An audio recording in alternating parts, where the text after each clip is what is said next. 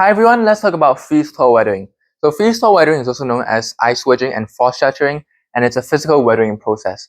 So here are the steps laid out, 1 to 5, and we can always visualize any weathering on a diagram. So let's put all of these steps on a diagram. Let's draw a rock at first with a crack or a wedge. We can draw a pizza like this. And the first step, water enters the crack. So we can draw a precipitation rainfall and the water droplets entering. Then you fill the crack with water. So the second step, water freezes below 0 degrees Celsius and expands by 9%. So usually when temperatures drop, that usually occurs during the nighttime. So we can draw a moon and then draw this. This time the water has frozen. So you draw kind of a straight line, no like fluid motion. And you draw dotted lines to show the expansion. You can draw arrows as well. And this expansion of the ice exerts a pressure of 7 to 15 kilograms per centimeter squared. So you can visualize it by the arrows over there. And here's a fun fact. The maximum pressure it can exert is 2,100 kilograms per centimeter squared and negative 22 degrees Celsius. So if this pressure is greater than the resistance of the rock, the crack will widen, this as shown by this expansion thingy.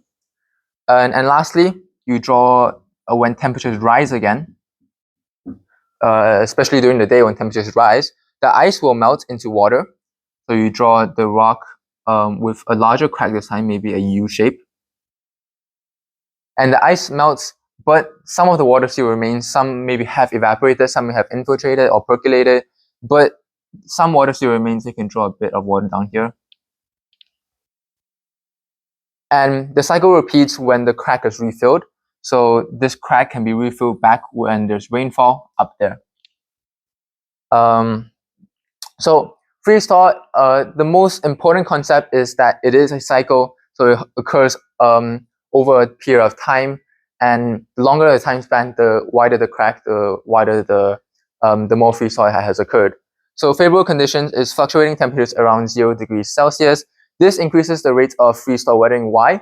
Because you need your water to freeze below 0 degrees Celsius, and you need your ice to melt above 0 degrees Celsius. So the more frequent this fluctuation of temperature occurs, then you have these two processes occurring faster, and therefore the greater the rate of freeze-thaw weathering. So this sums up for freeze-thaw weathering. I hope you guys enjoyed. I'll see you in the next video.